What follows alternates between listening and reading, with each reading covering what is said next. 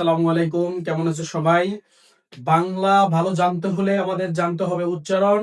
আর বাংলা দ্বিতীয় পত্রে তোমাকে 5 নাম্বার এখান থেকে অ্যান্সার করতে হয় এবং আশা করি আজকের ক্লাস করলে তুমি 5 নাম্বার এখান থেকে অ্যান্সার করতে পারবা। এমনকি কিভাবে এখান থেকে তুমি যেভাবে প্রশ্ন আসুক না কেন তুমি কিভাবে অ্যান্সার করতে পারো সেটা তুমি আজকের ক্লাস থেকেই জেনে নিতে পারবে। ঠিক আছে? আচ্ছা, তাহলে আজকে আমাদের আলোচনা হলো, খেয়াল করে দেখো, উচ্চারণ। বাংলা দ্বিতীয় পত্রে এটা খুবই গুরুত্বপূর্ণ একটা অধ্যায়, উচ্চারণ। ঠিক আছে? আচ্ছা, তাহলে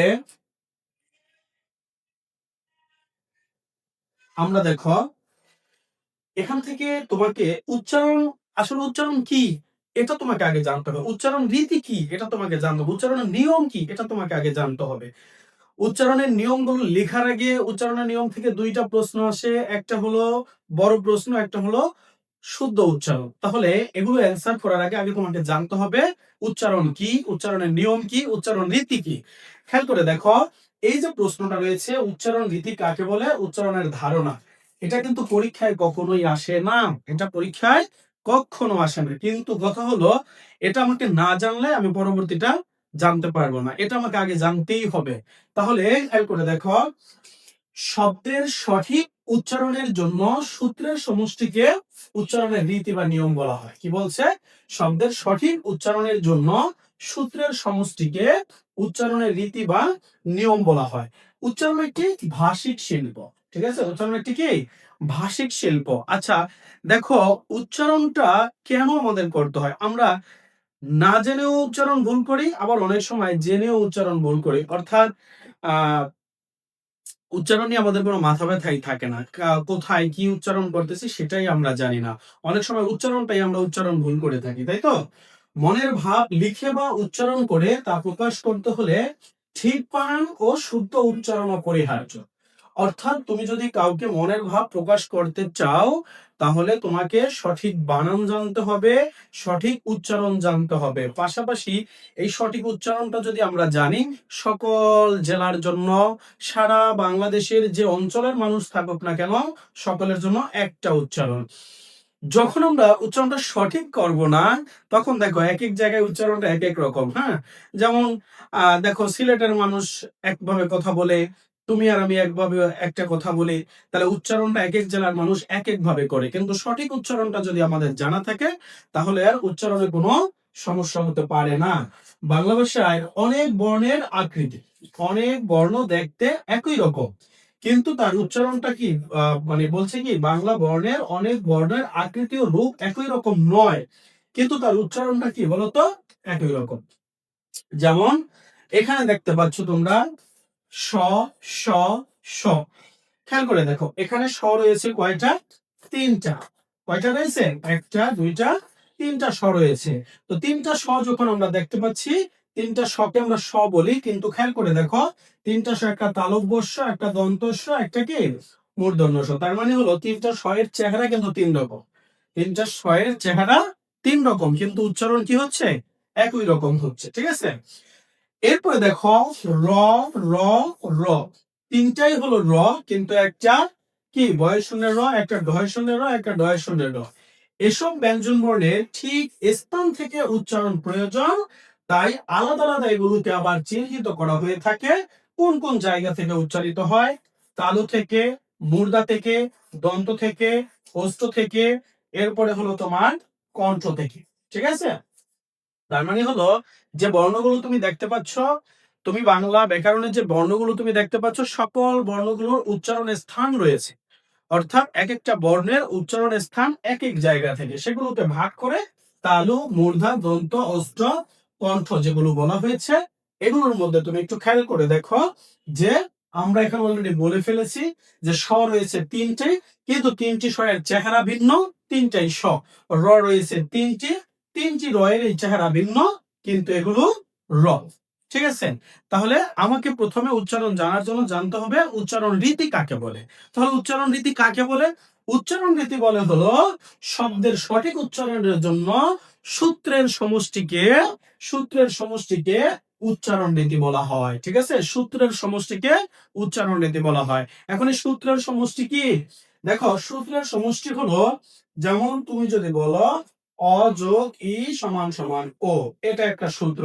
এরকম সূত্রের সমষ্টিগুলো যখন একসাথে হয়, একসাথে হয়ে যেটাকে আমরা উচ্চারণ করে থাকি, সেটাকে উচ্চারণের নিয়ম বা উচ্চারণ রীতি বলা হয়ে থাকে। উচ্চারণ রীতির পরে আমাদের জানতে হবে উচ্চারণ আসলে কোন কোন বর্ণের হয়, কিভাবে হয় সেটা আমাদের জানতে হবে। দেখো, উচ্চারণ মূলত ব্যঞ্জন বর্ণ, স্বরবর্ণ দুটারই হয়ে থাকে। তবে স্বরবর্ণের যে উচ্চারণ রয়েছে, এই স্বরবর্ণের অ, মানে অ এর যে উচ্চারণ, দেখো এখান থেকে প্রশ্ন বেশি আসে। কিন্তু আমরা আসলে জানি না অ এর উচ্চারণ কয়ভাবে হয়, সেটাই আমরা আসলে জানি না। ঠিক আছে? তাহলে খেয়াল করো, অ এর উচ্চারণটা হলো আমাদের দেখতে হবে। দেখো, অ এর উচ্চারণ হয় দুই ভাবে। অ এর উচ্চারণ হয় কয় ভাবে? দুই ভাবে। হ্যাঁ? একটা হলো কি? একটা হলো তোমার অ এর বিবৃত বা স্বাভাবিক উচ্চারণ, আর একটা হলো অ এর সংবৃত বা তোমার ও এর মতো উচ্চারণ। ঠিক আছে? একটা হলো অ এর বিবৃত উচ্চারণ বা স্বাভাবিক উচ্চারণ, আরেকটা হলো অ এর উচ্চারণটা সংবৃত, যেটা কার মতো হয়? ও এর মতো হয়। এখন কথা হলো, এই যে আমরা দেখতে পাচ্ছি ক এ যেটা বলেছে অ এর বিবৃত উচ্চারণ কি, তাহলে অ এর বিবৃত উচ্চারণটা আগে আমাকে জানতে হবে। দেখো, অ এর বিবৃত উচ্চারণটা হলো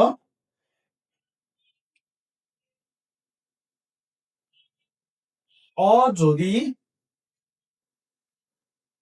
কোনো পরিবর্তন না হয়ে, অ যদি কোনো পরিবর্তন না হয়ে অ এর মতোই থাকে, অ এর মতোই থাকে, তাকে বিবৃত উচ্চারণ বলে। ঠিক আছে?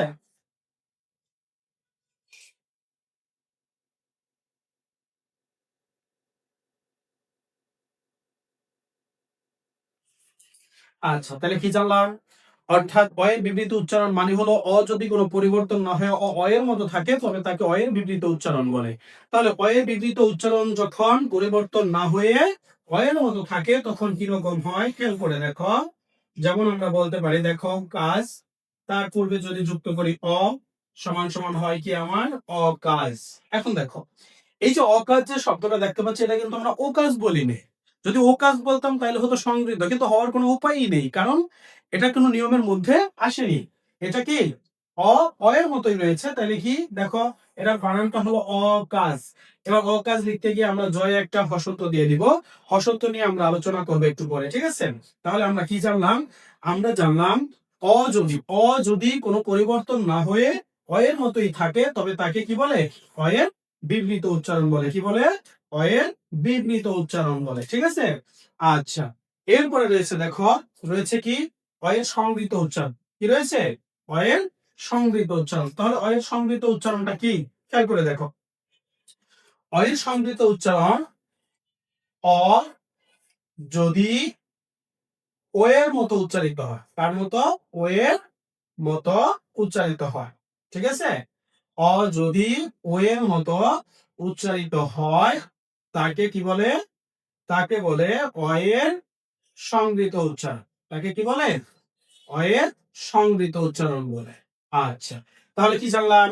আমরা বিবৃতটা জানলাম, অ যখন অ এর মতো উচ্চারিত হয় তাকে অ এর বিবৃত উচ্চারণ বলে। অ যখন ও এর মতো উচ্চারিত হয় তখন তাকে সংবৃত উচ্চারণ বলে। আচ্ছা, এবার দেখো কিভাবে কিভাবে ও এর মতো উচ্চারিত হয়। যেমন আমরা বলতে পারি, খেয়াল করে দেখো, অতি। যখন আমরা বললাম অতি, তখন এই যে অতি শব্দটা রয়েছে, এটা ওই যে পূর্বেই আমরা যখন বলেছিলাম, আমরা বলেছিলাম সূত্রের সমষ্টিকে উচ্চারণ দিতে বলে। কি বলেছিলাম? সূত্রের সমষ্টিকে। তার মানে হলো, আমরা যখন এই উচ্চারণ রীতিতে জেনে আসছি, ওটাকে এখানে অ্যাপ্লাই করতে হবে। যে উচ্চারণ রীতিতে বলেছে সূত্রের সমষ্টি, তাহলে এখানে একটা সূত্র রয়েছে। এখানে সূত্রটা কি জানো? এখানে সূত্রটা হলো, শুরুতে একটা অ আছে, তারপরে দেখো একটা ই আছে বা ইকার আছে, তাই তো? তাহলে অ যোগ ইকার সমান সমান কি হয়? ও হয়। তাহলে এবার কি জানলাম? এই ওটা আমার অ আর ই এর পরিবর্তে হয়ে গেল, তাহলে ও তয় রস্যইকার, অতি। তাহলে এবার খেয়াল করে দেখো, কি দেখলাম আমরা? এখানে দেখতে পেলাম এই যে ওটা আমার ও হয়ে গিয়েছে।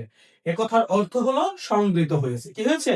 সংবৃত উচ্চারণ হয়েছে। তাহলে কি, ও যখন যখন ও এর মতো উচ্চারিত হয় তখন তাকে বলে সংবৃত, আর অ যখন কোনো পরিবর্তন হয় না, অ এর মতো থাকে, তখন তাকে বলা হয় অ এর বিবৃত উচ্চারণ। এর সংবৃত এবং বিবৃত উচ্চারণের পরেই আমাদেরকে যেটা জানতে হবে সেটা হলো এর সংবৃত যেটা রয়েছে, এই সংবৃত উচ্চারণ হয় ৩ জায়গায়। কয় জায়গায় হয়? ৩ জায়গায়। অর্থাৎ তুমি যেটা পড়েছ এর সংবৃত উচ্চারণ, ওই এর সংবৃত উচ্চারণে এর উচ্চারণটা হয় ৩ জায়গায়। আবারও বলি, সংবৃত এর উচ্চারণ হয় কয় জায়গায়? ৩ জায়গায়। তাহলে সেই ৩ জায়গায় কোথায় কোথায় হয় দেখো। একটা বলেছে শব্দের আদিতে বা শুরুতে। এই যে শব্দের আদিতে যেটা বলেছে, আদি শব্দের অর্থই হলো শুরু, এক কথা। ২ নাম্বার কথা হলো, এখান থেকে যখন প্রশ্ন আসে হুবহুই আদিতে দিয়ে এই প্রশ্নটা আসে। প্রশ্নটা থাকে আদি এর উচ্চারণের ৫ টি নিয়ম লিখো। একদম কোনো চেঞ্জ থাকবে না। কোনো একটা দাঁড়ি কমও চেঞ্জ থাকবে না। হুবহু এভাবে এই প্রশ্নটা আসে। কি আসে? আদি এর উচ্চারণের ৫ টি নিয়ম লিখো। তাহলে সেই জায়গায় বলেছে শব্দের আদিতে বা শুরুতে এর উচ্চারণ। তারপরে বলেছে তোমাকে কি দেখো, শব্দের মধ্যে বা মাঝে এর উচ্চারণ। তারপরে হলো শব্দের অন্তে বা শেষে এর উচ্চারণ। এখন আসো, যখন বলেছে শব্দের শেষে এর উচ্চারণ, শব্দের মাঝে এর উচ্চারণ, শব্দের শুরুতে এর উচ্চারণ, তাহলে এই যে তিনটাই তোমাকে বলেছে, এই তিনটাই কি বলতো? সংবৃত উচ্চারণ বলেছে। কি বলেছে? সংবৃত উচ্চারণ বলেছে। তাইলে অর্থাৎ শব্দের এই যে আমরা দেখলাম ৩ জায়গায় এর উচ্চারণ হয়, ৩ জায়গায় হয় হলো সংবৃত উচ্চারণ। তাহলে এই ৩ জায়গায় শব্দের সংবৃত উচ্চারণ যখন হয়, তখন এই ৩টা দিয়েই ৩টা প্রশ্ন হয়। ঠিক আছে? ৩টা দিয়েই ৩টা প্রশ্ন হয়। ৩টা দিয়ে যখন ৩টা প্রশ্ন হয়, তখন ১ নাম্বার প্রশ্নটা কি সেটা আমরা আজকে আলোচনা করে ফেলবো। ঠিক আছে? দেখো, ১ নাম্বার যে প্রশ্নটা রয়েছে যেটা বলেছিলাম তোমাদেরকে, এই যে খেয়াল করে দেখো, ১ নাম্বার যে প্রশ্নটা রয়েছে সেই প্রশ্নটা বলে দিয়েছে। কি বলেছে? আদি এর উচ্চারণের ৫ টি নিয়ম লেখো। ঠিক আছে? উদাহরণ সহ। তাহলে তোমাকে যখন আদি এর উচ্চারণ লিখতে বলেছে, তোমাকে বুঝতে হবে এটা তোমাকে বলেছে কি বলতো? এই উচ্চারণটা তোমাকে কি বলেছে? সংবৃত। উচ্চারণটা তোমাকে কি বলেছে? সংবৃত উচ্চারণ বলেছে। তাইলে আদি এর উচ্চারণের ৫ টি নিয়ম লিখো যখন বলবে, এই প্রশ্নটা যদি আসে কোনো পরিবর্তন হবে না। ঠিক আছে? একদম হুবহু এভাবেই থাকবে। একটা দাড়ি কমান, আকার শিকারও চেঞ্জ থাকবে না। একদম হুবহু এভাবেই থাকবে। ঠিক আছে? আচ্ছা, তাহলে কি? আদি এর উচ্চারণের ৫ টি নিয়ম লিখো। সুপ্রিয় শিক্ষার্থী, এই প্রশ্নটা দেখো, আমরা এত সহজে ৫ টা নিয়ম এখানে তোমাদের জন্য তৈরি করেছি যে এই ৫ টা নিয়ম পড়ার পরে দেখো ৫ মিনিটও লাগবে না তোমার ৫ মার্ক অ্যান্সার করতে। ঠিক আছে? কত সহজ করে বলা হয়েছে। আচ্ছা, তাহলে আদি এর সংবৃত উচ্চারণ যদি আমরা আলোচনা করি, তাহলে দেখো আমাদের নিয়ম ১, অর্থাৎ ক নাম্বার নিয়মে আমাদেরকে কি বলেছে খেয়াল করে দেখো। নিয়ম ১ কি বলেছে খেয়াল করো। নিয়মে বলেছে আমাকে সূত্র অ, ই অথবা উ অথবা ই অথবা উ। তার মানে কি? দেখো, খেয়াল করে দেখো, যদি আমরা দেখি অ এর পরে একটা কি থাকে? হ্রস্বই বা তার কার চিহ্ন। হ্রস্ব বা তার কার চিহ্ন, দীর্ঘ বা তার কার চিহ্ন, দীর্ঘ বা তার কার চিহ্ন। তাহলে আমরা কি জানলাম? খেয়াল করে দেখো, একদম সহজ কথা। কোন শব্দ যখন আমরা দেখবো, শব্দের শুরুতে যদি আমরা দেখি একটা রয়েছে, আবারও বলি, শব্দের শুরুতে যদি দেখি আমরা একটা রয়েছে, ঠিক এর পরেই যদি যাই আমি দেখি আমার রয়েছে কি? হ্রস্বই, হ্রস্ব, ই উ, ই উ বা তার কার চিহ্ন। কি বলছি কথাটা? ই উ অথবা তার কার চিহ্ন থাকলে শব্দের শুরুতে যে রয়েছে সেটা কি হয়ে যাবে? ও হয়ে যাবে। তাহলে দেখো, সংগৃহীত উচ্চারণে আমরা কি দেখলাম? এর পরে এই যে ই উ, ই উ সমান সমান কি হয়েছে? ও হয়ে গেছে। সমান সমান কি হয়েছে? ও হয়েছে। তাহলে এটার উদাহরণটা কি দেখো। উদাহরণটা ঠিক এই যে খেয়াল করে দেখো, তুমি বলেছো অভিধান। ঠিক আছে? নট অভিধান, নট অভিধান। কি হবে? অভিধান, অভিধান। তাহলে ও কিভাবে হয়েছে দেখো, এই যে অটা এখানে রয়েছে, তারপরে দেখো ঠিক ইটা এই যে এখানে রয়েছে। তাহলে এই যে বলেছে অযোগ ই সমান সমান আমার কি হয়েছে? ও হয়েছে। এবার এই ওটাকে আমি এখানে দিয়ে দিলাম, তারপরে বিধান যেটা রয়েছে দিয়ে দিলাম, তাই তো? তাহলে কি দিলাম? বিধান যখন আমি দিলাম, তখন এবার খেয়াল করে দেখো আমার হয়ে গেল কি? অভিধান। এখন একটা কথা হলো, খেয়াল করে দেখো, নয়ে কেন হসন্ত আসলো? নয়ে কেন হসন্ত আসলো? এবং এই নিয়মটাকে আমরা কিভাবে সুন্দর করে লিখতে পারি? এই যে দেখো, আমরা যখন বলেছি এটা নিয়মটাকে আমরা এভাবে সুন্দর করে বলতে পারি যে শব্দের শুরুতে, খেয়াল করে দেখো, আমরা যদি বলি কি বলি? যে শব্দের শুরুতে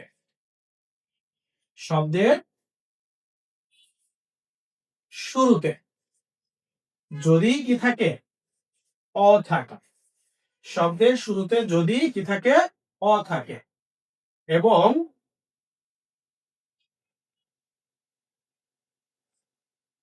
তারপরে যদি এই যে ই বা ইকার থাকে, ঠিক আছে, ইকার থাকে, তবে অয়ের উচ্চারণ, অয়ের উচ্চারণ কি সংবৃত, কি হবে সংবৃত, ও বা ওকারের মতো হবে। দেখো এই নিয়ম তোমাকে কিন্তু আর মুখস্থ করা লাগতেছে না, ঠিক আছে, এই নিয়ম কিন্তু তোমাকে আর মুখস্থ করা লাগতেছে না। যখন তুমি বলেছো অ যোগ ই উ সমান সমান ও, তাহলে তুমি এটা এখন কি হয়ে গেছে, মুখস্থ হয়ে গেছে। যদি আমরা দেখি কি কোন শব্দের শুরুতে অ আছে, তারপরে ই বা উ আছে, বা তার কার চিহ্ন আছে, তবে শব্দের শুরুতে যে অ আছে সেটা সংগৃহীত হয়ে যাবে বা ও বা ওকারের মতো হয়ে যাবে, সেটাই হয়েছে, ঠিক আছে। এবার খেয়াল করো, ওখানে যখন আমরা বলেছিলাম দেখো অভিধান, তাই তো, অভিধান, তাহলে খেয়াল করো এখানে আমরা দেখতে পাচ্ছি, কি দেখতে পাচ্ছি, আমরা দেখতে পাচ্ছি এখানে একটা আমার কি রয়েছে, অ রয়েছে, যোগ ই রয়েছে, সমান সমান ও হয়েছে। এবার আমি কি দিলাম দেখো, ও ভি ধান। এখন এখানে আমি একটা হসন্ত দিয়েছি, এখানে একটা কি দিয়েছি, হসন্ত দিয়েছি। এটা উচ্চারণের রূপ দিয়েছি, আমরা কোথায় উচ্চারিত রূপে দিয়েছি। তাহলে এখান থেকে তুমি শুধু একটা জিনিস একটু জেনে নাও, এই যে যেটা তুমি দেখতে পাচ্ছ অভিধান, এটা আমাদের লিখিত রূপ, এটা আমাদের কি, এটা আমাদের লিখিত রূপ, ঠিক আছে। আর এই যে তুমি যেটা দেখতে পাচ্ছ, এটা আমাদের কি বলতো, এটা হলো আমাদের উচ্চারণের রূপ, ঠিক আছে, এটা আমাদের কি উচ্চারণের রূপ বা উচ্চারিত রূপ। এটা যখন তুমি বলেছো, তাই এই জায়গাটায় একটা জিনিস তোমরা মাথায় রাখবা সব সময়, শব্দের মাঝে, শব্দের শেষে, শব্দের মাঝে শব্দের শেষে যদি কোনো কার উচ্চারণ না হয় এবং আমরা থেমে যাই, তবে ওখানে হসন্ত দিতে হয়। আবার বলি, হসন্ত কখন দিতে হয়, হসন্ত লিখিত রূপে হয় না, হসন্ত হয় উচ্চারিত রূপে। উচ্চারিত রূপে যখন যে বর্ণে তুমি থেমে যাবা, ওই বর্ণের সাথে কোনো কার উচ্চারণ হয় না, তখন ওই বর্ণে তুমি কি দিবে, হসন্ত দিবে। তাহলে এই যে আমরা দেখো এখানে নয় যে হসন্তটা দিয়েছি, অভিধান যখন আমরা বলেছি, অভিধান বলে আমরা এখানে কিন্তু কি থেমে গিয়েছি, এখানে আমাদের আর কোনো আকার ইকার উকার কোনো কিছু আসেনি, অর্থাৎ থেমে গেছি বলে আমাদেরকে এখানে কি দিতে হয়েছে, হসন্ত দিয়েছে। এবার খেয়াল করে দেখো বাকি যে নিয়মগুলো আছে, বাকি নিয়মগুলো সূত্র বলার পরে তুমি জাস্ট এই সূত্র আর তোমাকে পড়া লাগতেছে না, তুমি নিজে নিজে পারবা। প্রথমটা যখন তুমি বলেছো অ এর পরে ই, তারপরে তুমি খেয়াল করে দেখো অ এর পরে যখন তুমি ই বলেছো, দ্বিতীয় নম্বর সূত্রে গিয়ে কি বলেছে দেখো, অযোগ জফলা, অযোগ কি জফলা। তাহলে পূর্বের নিয়ম অনুযায়ী এটাও তুমি বলে ফেলতে পারো, শব্দের শুরুতে যদি অ থাকে, তারপরে যদি জফলা থাকে, তবে অ এর উচ্চারণ সংবৃত ও বা ওকারের মতো হয়। তাহলে কি দেখো, আমাকে কিন্তু মুখস্থ করতে হচ্ছে না, আর মুখস্থ করলে তোমার থাকবেও না, ঠিক আছে, পড়তে হবে টেকনিকে, পড়তে হবে তোমাকে সিস্টেমেলি পড়তে হবে। তাহলে এখানে তুমি যেটা পড়েছো সেটা হলো কি, শব্দের শুরুতে যদি অ থাকে, তারপরে যদি ই থাকে, অ এর উচ্চারণ ওকারের মতো হয়। তারপরে 2 নম্বর নিয়মে গিয়ে তুমি বলেছো কি দেখো, 2 নম্বর নিয়মে গিয়ে বলেছো তুমি অযোগ জফলা, তার মানে শব্দের শুরুতে যদি অ থাকে, তারপরে যদি জফলা থাকে, তাহলে অ এর উচ্চারণ সংবৃত ও বা ওকারের মতো হয়। তাহলে আমরা দেখো কিভাবে হয়, খেয়াল করে দেখো, এখানে আমরা দেখতে পাচ্ছি কি, এখানে আমরা দেখতে পাচ্ছি অদ্য, কি দেখতে পাচ্ছি, অদ্য, খেয়াল করে দেখো, এই যে আমরা দেখতে পাচ্ছি একটা অ, এই দেখো অ, ঠিক তারপরে ব্যঞ্জন বর্ণের সাথে দেখো একটা কি রয়েছে, জফলা। তাহলে অযোগ জফলা সমান সমান আমার কি হবে, ও। তাহলে এই ওটা আমি দিলাম এখানে, এই ওটা আমি কি করলাম, এখানে দিয়ে দিলাম। দিয়ে দেওয়ার পরে আমার কি হলো, খেয়াল করে দেখো তো, অদ্য, কি হলো, অদ্য। তার মানে হলো এই জায়গায় তোমাকে আরো একটা জিনিস একটু জেনে আসতে হবে। সেই জেনে আসা জিনিসটা কি, একটু খেয়াল করে দেখো, জেনে আসা জিনিসটা হলো,